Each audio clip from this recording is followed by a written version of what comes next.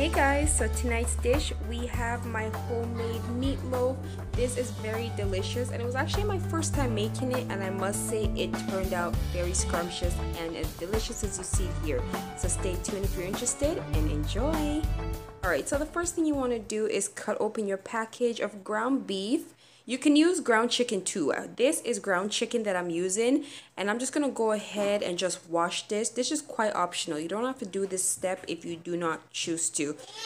To start, I'm adding a generous amount of salt. You want to ensure you add enough to this to make sure that your dish is flavored.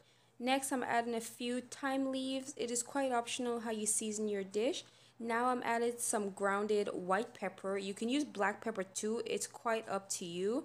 Now I'm adding some mixed herbs and seasoning.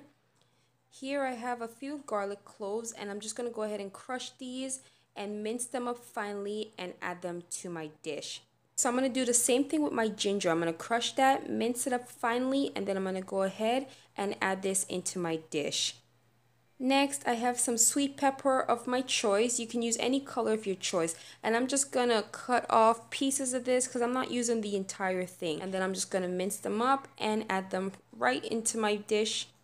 So here I have a lemon, and what I'm going to do is grate some of that lemon zest. You want to grate off some of that skin and add that to your dish. And that will give it a bonus, extra added bit of flavoring. So next step is with your ketchup bottle, you want to go ahead and add a generous amount of ketchup to this. And the ketchup is basically what's just going to give it that extra added oomph. So now I'm just going to go ahead and add a little bit of olive oil, all virgin olive oil. You can use any oil that you have.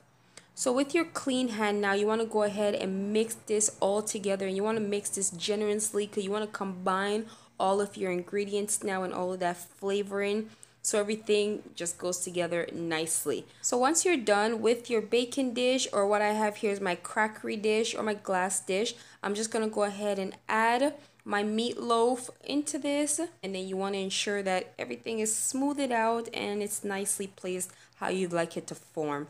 And I'm just going to sprinkle a little bit more olive oil on top. This is quite optional, but this will help it to cook. And then I'm just going to swirl it around just to ensure that it gets everywhere.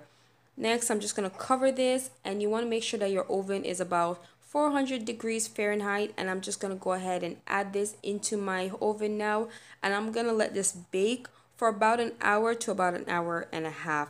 So as you can see, it's been about an hour so far, and I'm just going to add a little bit of ketchup on top, and then I'm going to let this bake for another 30 minutes, and then it will be all done and ready to go. So here is the finished dish. It looks amazing, and it was very easy to make, and it wasn't time consuming at all. So be sure to try out this dish if you're interested. I'll see you guys for the next dish. Thanks for watching. Bye.